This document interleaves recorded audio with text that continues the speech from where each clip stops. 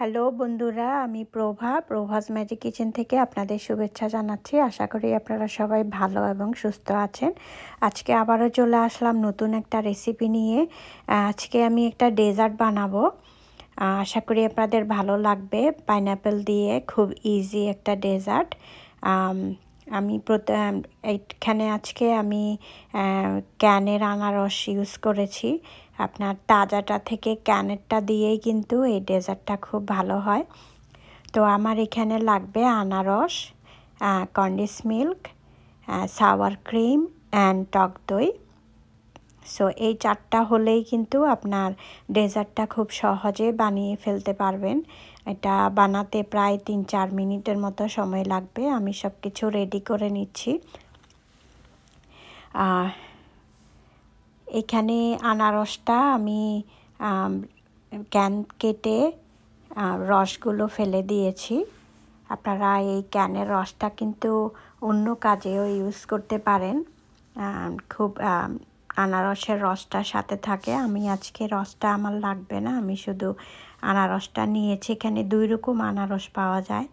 এটা গোল গোল সাইজের, আপনারা দেখে কিনতে পারেন। এটাকে আমি এখন কেটে নেওয়ার পরে আপনারা ছুরির সাহায্যে ছোট ছোট করে কেটেও নিতে পারেন, আবার চাইলে আপনারা হাত দিয়েও গুঁড়া করে নিতে পারেন। আমি আনারসগুলোকে এখন একটা লম্বা প্যান নিয়েছি। এটার মধ্যে আমি আনারসগুলো দিয়ে দিলাম। দেখেন আনারসটা কিন্তু দেখতে খুবই সুন্দর লাগছে। এটাকে আমি এখন হাত দিয়েই ছোট ছোট টুকরা করে নিব, অনেকটা ভর্তার মতো। এইভাবে কাটলে ছোটও হয়, খেতেও কিন্তু ভালো লাগবে।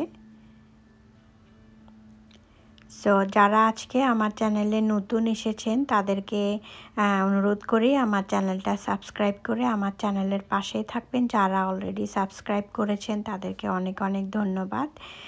প্রতিনিয়ত আমার চ্যানেলের পাশেই থাকবেন। যদি ভালো লাগে অবশ্যই কমেন্টস করে জানাবেন কেমন লেগেছে। তো আমি আনারসটাকে হাতের সাহায্যে এইভাবে গুঁড়া করে নিয়েছি। আপনারা চাইলে কিন্তু ছুরি দিয়েও কেটে নিতে পারেন।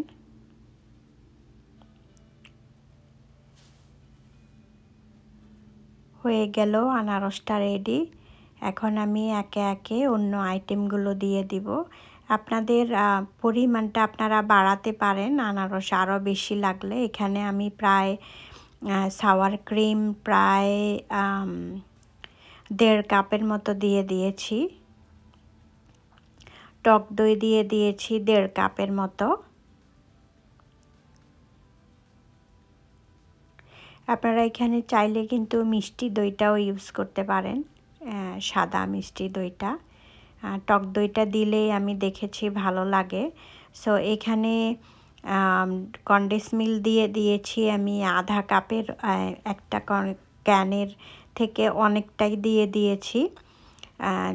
মিষ্টি খাওয়ার উপর নির্ভর করে। আমি মিষ্টিটা একটু কম রাখতে চেয়েছি, এজন্য আমি কন্ডেন্স মিল্কটা একটু কম দিয়েছি। সো আপনারা আপনাদের মিষ্টির পরিমাণ বুঝে পুরো কন্ডেন্স মিল্কটাও দিতে পারেন। সো খুব অল্প আইটেম কিন্তু খুবই মজা এই ডেজার্টটা খেতে।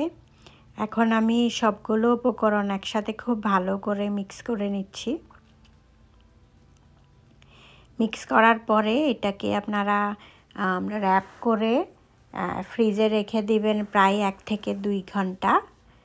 তারপরে সার্ভ করতে পারেন, খুবই ভালো লাগবে। হয়ে গেল আমার খুব সহজ ডেজার্ট আনারসের। আবারও যারা এতক্ষণ আমার চ্যানেলের সঙ্গে ছিলেন তাদেরকে অনেক অনেক ধন্যবাদ। আবারও দেখা হবে নতুন কোনো রেসিপি নিয়ে। ততদিনে আপনারা সবাই ভালো এবং সুস্থ থাকবেন।